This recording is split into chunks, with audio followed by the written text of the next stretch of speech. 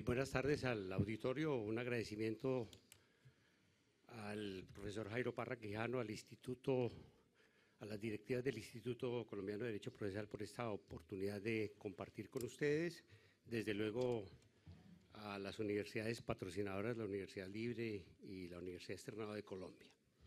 Me corresponde tratar algunos aspectos relativos al juramento estimatorio y parto de una afirmación, desde luego, constitucional, en el sentido de que esta es una constitución, o la Constitución colombiana de 1991 es una constitución laica, y que el concepto de juramento no es un concepto sagrado que tenga que ver con principios religiosos, sino es una modalidad de juramento civil que tiende a comprometer básicamente a la parte demandante con la estimación de la cuantía de su reclamación. Para comprender el juramento estimatorio, como lo tiene previsto el Código General del Proceso y una anticipación del Código General del Proceso en la Ley 1395, debemos comprender los fines del juramento estimatorio, porque existe una sobredimensión del juramento desde la perspectiva puramente probatoria. Entonces, lo que quiero llamar la atención de los estudiantes particularmente es que la dimensión probatoria del juramento es apenas una de las aristas del juramento, es decir, una de las finalidades o funciones que cumple el juramento en el proceso. Cuando el demandante estima bajo juramento el valor de sus pretensiones, ese juramento puede tener distintas funciones y finalidades. Por ejemplo, esa estimación, esa cuantificación que se refiere a la indemnización o a las indemnizaciones, a las compensaciones, a los frutos, es decir, aquellas pretensiones que tengan dimensión económica, al hacerse y colocarse en la demanda, puede tener influjo sobre la competencia. Ahí hay una discusión, porque alguien puede decir, mire, el tema de la competencia es distinto. Yo llamo la atención de que válidamente un juez puede decir, a partir de su juramento estimatorio, en cuanto integra en una unidad afirmativa, en un acerto, el valor de sus pretensiones, puede tener reflejo sobre la competencia. No es en esta dimensión un efecto puramente probatorio. Pero, además, ese juramento estimatorio podría tener incidencia sobre otros aspectos colaterales del procedimiento. ¿A qué hago referencia? Piensen ustedes, medidas cautelares. Alguien presta juramento estimatorio o hace o formula o se compromete con un juramento estimatorio por 1.000 millones de pesos y pide medidas cautelares. ¿No sería desmesurado que el juez, al tasar la caución que debe prestar para que le brinden o le otorguen la medida cautelar pedida por el demandante que ha prestado juramento, que el juez le diga, pues si usted jura que vale 1.000 millones la pretensión, y eso es lo que dice el artículo 590, pues la caución tiene que estar en correspondencia con la pretensión? Yo tengo una opinión un poco diferente a ese respecto, y tal vez en el Congreso del año pasado o antepasado la expresé, en el sentido de que la pretensión no siempre determina el valor de la caución, que la pretensión, o mejor, que el valor de la caución, en función de las medidas cautelares, debe estar en correspondencia, en correlación con el valor de los bienes cautelados. Porque uno puede tener una pretensión muy grande, jurar una pretensión muy grande, hacer un juramento estimatorio muy grande, muy elevado desde la perspectiva económica y pedir una cautela sobre un bien de escaso significado económico. Sin embargo, el 590, pues por un defecto de redacción del código quedó que es el 20% del valor de la pretensión. Entonces, la primera invitación a los colegas jueces y magistrados y a los profesores y a los estudiantes es que miremos con cuidado el artículo para que no siempre se aplique maquinalmente diciendo que si la pretensión es exorbitante, muy grande, la caución para las cautelares deba estar necesariamente en proporción del 20% de esas pretensiones, porque la caución, el juez al fijar la caución tiene que mirar otras cosas, por ejemplo la apariencia de buen derecho, pero excluyendo ese tema tendría que mirar sobre qué bien es que recae la medida cautelar, y si la medida cautelar recae sobre un bien de escaso significado patrimonial, pues la caución debe ser más baja, inclusive por debajo del 20%, cosa que permite el artículo. pero como no estamos hablando de medidas cautelares, apenas hice una pequeñísima excursión hacia la invitación a mirar que el juramento estimatorio puede tener reflejo sobre el valor de la caución. ¿Qué otras funciones tiene el juramento estimatorio? Tiene la función, por ejemplo, colateral que no está suficientemente estudiada, de servir de fuente de cálculo tributario. Es decir, grandes instituciones, cuando plantean un reclamo judicial con juramento estimatorio, pueden estar, digamos, alterando sus balances o comprometiendo sus balances porque dicen, bueno, ¿y esto cómo lo colocamos en libros?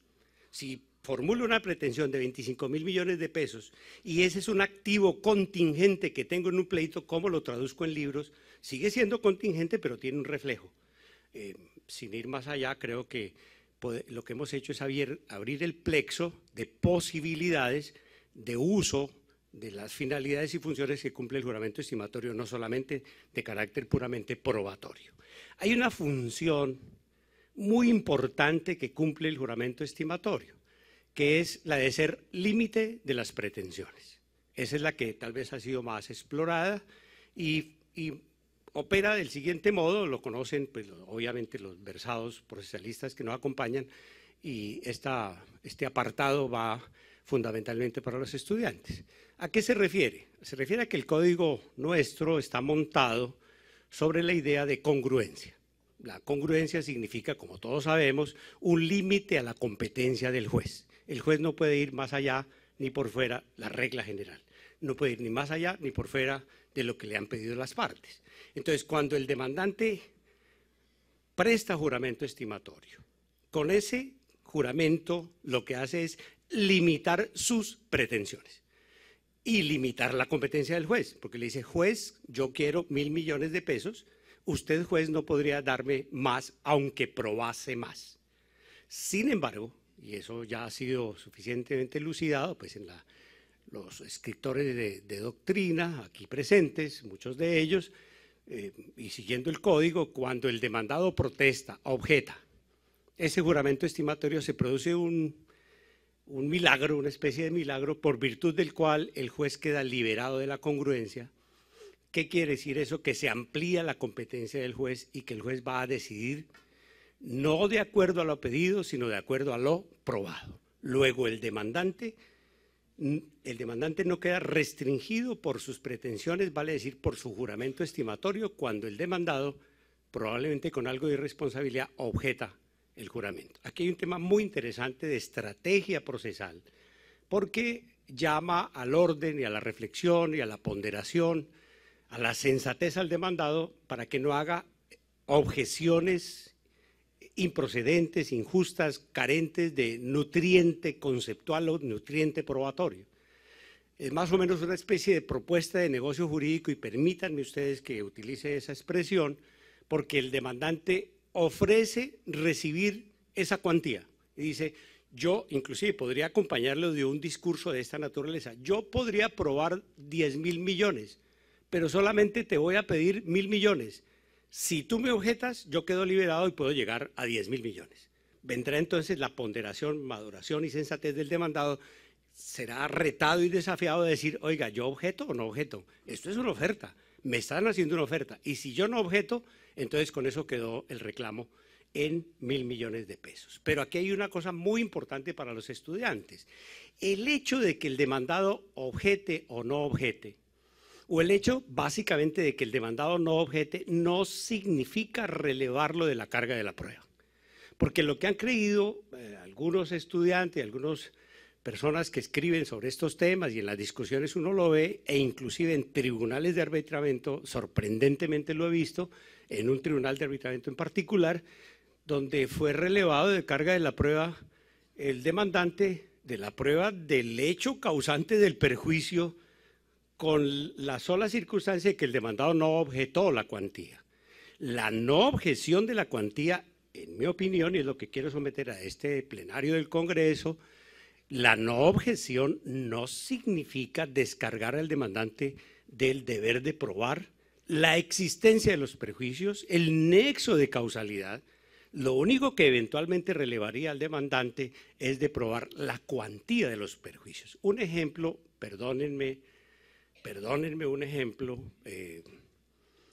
probablemente demasiado simplista y abrumadoramente brutal. Si un huérfano dice yo dependía de mi padre y mi padre me enviaba mensualmente para estudiar en la universidad la suma de 5 millones de pesos, tan optimistas, pero bueno, me enviaba 5 millones de pesos y mi padre murió en un accidente. Entonces yo juro como demandante que recibía 5 millones de pesos. ¿Quedará relevado el demandante de probar que el muerto era su padre? ¿Quedará relevado el demandante de probar que el nexo de padre a hijo y la muerte del padre? ¿Quedará relevado de probar la dependencia económica y ningún otro ingreso? Pues probablemente no. De pronto el ejemplo es un poco extremo, pero al hacer un ejemplo brutal es para que se quede en la retina de todos ustedes aquello de que la relevación o la exoneración de la carga de la prueba no se produce en su totalidad por el solo hecho de que el demandado no objete. Además, por estrategia es posible que el demandado no objete. Por ejemplo, aquí se ha tomado como una generalización de que la conducta del procesal del demandado que no objeta traduce muchísimo o produce mucha información al juez. Yo creo que no produce nada distinto a su conformidad con el valor de los perjuicios de manera hipotética. ¿Por qué de manera hipotética? Hablemos en primera persona. Yo soy demandado. Al ser demandado, veo que tengo a mi haber, por ejemplo, constituida una prescripción tan grande como la Catedral de Cartagena. Si la prescripción es así de grande, yo no tengo por qué siquiera tomarme la molestia de objetar el juramento estimatorio. O si el demandante carece absolutamente de legitimación, pues probablemente yo puedo olvidarme de objetar el juramento estimatorio porque tengo otros caminos alternativos. ¿Para qué? Para exonerarme de la pretensión, para salvarme de la pretensión, para repeler o resistir la pretensión, caminos en los cuales el juramento estimatorio no es fundamental. En cuanto tiene que ver con la exoneración, que me parece muy importante, del deber de prestar ese juramento estimatorio, quiero hacer algunas reflexiones en lo que queda del tiempo y siempre con la mirada puesta en el semáforo. ¿De qué se trata? Se trata, queridos estudiantes, de que ahí en el código ustedes pueden encontrar que hay exclusiones del deber y de la obligación de prestar juramento estimatorio. Le dicen, mire, en este caso no preste juramento estimatorio, en este tampoco, pero eso no está bien sistematizado, primera observación. No está bien sistematizado, no quedó bien sistematizado, porque hay, además de las que menciona el código, otras exoneraciones. Una posibilidad de sistematización, para comprenderlo particularmente los estudiantes, sería decir, mire, hay unas exoneraciones que son por la materia y otras exoneraciones que son por la persona. Entonces, cuando el código dice que se reclaman o que no es menester prestar juramento estimatorio cuando se trata de perjuicios extrapatrimoniales, está el código excluyendo por la materia. Pero diferente es cuando el código excluye, por ejemplo, diciendo niños, niñas y adolescentes, cuando se reclama en su nombre, en su representación, están excluidos de prestar juramento estimatorio. El código entonces excluyó unos grupos, los excluyó de una manera directa y otros de manera indirecta, y es lo que ha generado, en mi opinión, alguna confusión. ¿Por qué razón? Porque es sencillo. Cuando uno aborda el código y dice, ¿quién no está obligado a prestar juramento estimatorio? Cuando se trata de niños, niñas y adolescentes. Eso ya estaba en el Código de la Infancia y la Adolescencia por una razón sencilla, porque es que no hay congruencia tratándose de niños, niñas y adolescentes. Ahí no hay ninguna dificultad. De personas en situación de discapacidad, o de incapaces, o personas con una capacidad diferente o distinta, o con una habilidad distinta, como se les llama ahora con un lenguaje un poco más considerado, Ley 1306 y Ley 1346 del 2009, pues para esas personas, obviamente, no hay que prestar juramento del demandante porque el juez no tiene límites. Y la razón de que el juez no tenga límites, que no haya congruencia y que el juez pueda fallar ultra y extra petita, es que a las personas que merecen ser protegidas, el efecto tuitivo, protector de la exoneración de juramento está en correspondencia con aquello de que el juez, para las pretensiones de estos señores, puede fallar ultra y extra petita, está liberado. ¿Por qué está liberado? Está liberado porque incapaces, niños, niñas y adolescentes, el juez tiene que protegerlos a ellos y protegerlos de sus representantes, atención estudiantes, porque si los representantes obran de mala fe o si los representantes son descuidados, no podrían comprometer con juramentos mal hechos, cortos, estrechos, no podría comprometer los derechos de los menores, niños, niñas, adolescentes o personas en situación de discapacidad, por ejemplo. Pero esto no es todo. La comprensión de las funciones del juramento estimatorio, cuando tratamos de la congruencia, conecta el tema del juramento estimatorio con aquella novedad del código que yo me he permitido discutir y debatir y criticar, según la cual en asuntos de familia, atención, en asuntos de familia no hay congruencia. Que no hay congruencia cuando niños, niñas y adolescentes no tenemos ninguna discusión. Que no hay congruencia, aquí empiezan los problemas, cuando en asuntos de familia, atención estudiantes, los asuntos de familia pueden ser puramente de familia o pueden ser económicos. Entonces, en un asunto económico, que el código diga que una pareja o que cuando el juez resuelve debates de pareja que tengan sustrato económico, que el juez no tiene congruencia, me parece una exageración y lo he dicho abiertamente. ¿Por qué? Porque no hay ninguna razón para que el juez en asuntos económicos, aclaro, de magnitud económica, en desavenencias de carácter económico en el matrimonio, el régimen económico del matrimonio, que el juez tome a la pareja en su mano como si fueran incapaces. Lo digo de una manera lacónica y brutal. El código a las parejas, cuando se trate de asuntos de familia económicos, los volvió ¿qué? Incapaces. Es decir, rompió la presunción de capacidad. Porque les dice, mire señores, ustedes en un reclamo, por ejemplo, de unión marital de hecho, o en un reclamo, por ejemplo, de sanciones del decreto del artículo 1824 por ocultamiento de bienes de la sociedad conyugal, ustedes no saben lo que hacen. Yo sé más que ustedes. Ustedes no saben definir su pretensión. Yo se la defino. Yo puedo fallar más allá y por fuera de lo pedido. Considero que eso es un cercenamiento de la autonomía, de la voluntad de las parejas. Si lo quieren llevar como una frase lapidaria crítica, ojo, aquellos que están casados, cuando pasen cerca de un juzgado de familia y su pretensión sea de naturaleza económica, fueron declarados ¿qué? Incapaces, una especie de interdicción judicial en la medida en que ustedes no saben hacer la demanda, no saben cuantificar el valor de sus pretensiones y es el juez el que va a medir qué es lo que les puede conceder y qué es lo que no les puede conceder. ¿Y qué tiene que ver esto con juramento estimatorio? Pues que si el juez puede fallar ultra y extra petita, ¿para qué hago juramento estimatorio? Cuando el juez puede fallar ultra y extra petita en campesinos pobres, en parejas, en asuntos económicos, familia, pareja, o en asuntos que tengan que ver, aquí estoy litigando en causa propia, con personas de la tercera edad por mi vecindario, todos los colegas antiguos de las viejas generaciones que están aquí sentados, que estén cerquita de la tercera edad, cuidado con meterse en un asunto económico de familia, porque el código los acaba de declarar interdictos.